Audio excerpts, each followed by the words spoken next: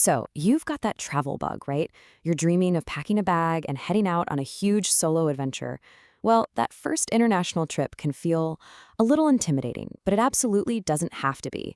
In this explainer, we are going to break down the very first step to planning your trip like a total pro, and we're going to do it stress-free. Oh, just picture it. Standing in front of some world-famous landmark, diving into a new culture, and just making memories that are going to stick with you forever. That feeling, that wanderlust, it's a powerful thing. And it's the start of something amazing. Yeah, for a lot of us, that is the million-dollar question. It can feel pretty overwhelming, especially if you're trying to figure it all out in English for the first time. I mean, where do you even begin? A great place to start is often with a travel agent. So to make this super practical, we're going to listen in on a conversation. We'll see how it actually works and pick up some really key phrases in a real-life situation. Let's meet our traveler, Jay. By following along with them, we can see exactly how this kind of conversation goes down.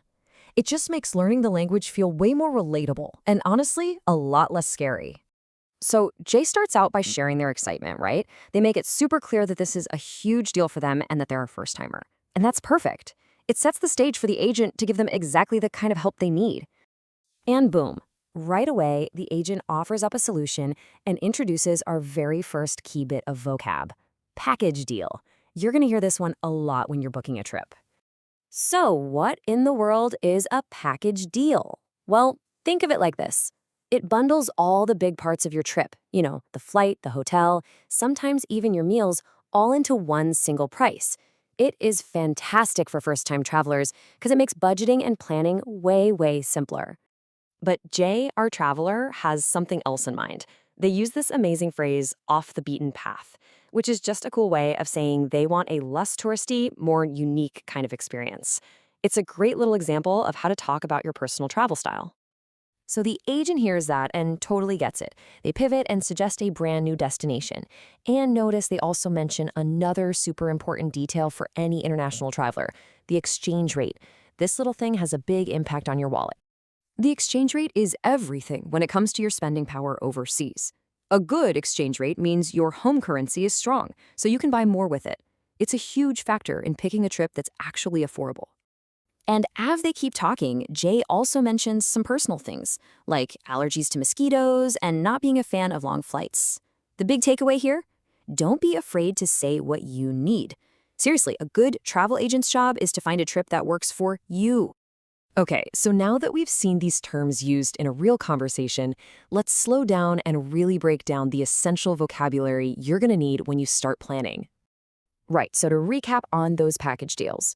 They almost always include your flights and your accommodation.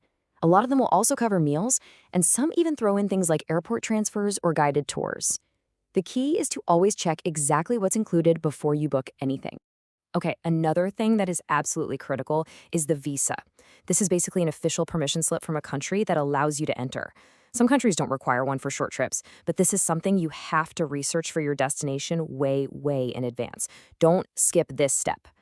Now, when you're booking hotels, you're going to see these little codes all the time. BO is simple. It's just the room, bed only. BB means bed and breakfast, which is super common. And HB stands for half board, which gets you breakfast plus one other meal, usually dinner. Knowing these really helps you pick what's right for your budget. All right, you've seen the dialogue, we've decoded the lingo. I think it's time for a quick, fun quiz to see what you've learned. You ready? Let's do it. First question. What do we call that all-in-one holiday we talked about? The one that bundles together your flights, your hotel, and your meals? That's right. It's a package deal. You got it. Excellent. Okay, next up, you're looking at a hotel online, and you see the code BB. What does that mean you're getting with your room? Yes, bed and breakfast. Nailed it. And for our final question, what's that term for the value of your money when you swap it for another country's currency? The exchange rate. Fantastic work. See, you're already sounding like a seasoned traveler. And there you have it. Planning that first solo trip is all about taking it one step at a time. And you have just mastered the language for the very first one, booking the trip. So what's next? Well, in our next explainer, we are heading to the airport. We'll cover everything you need to know there. See you then!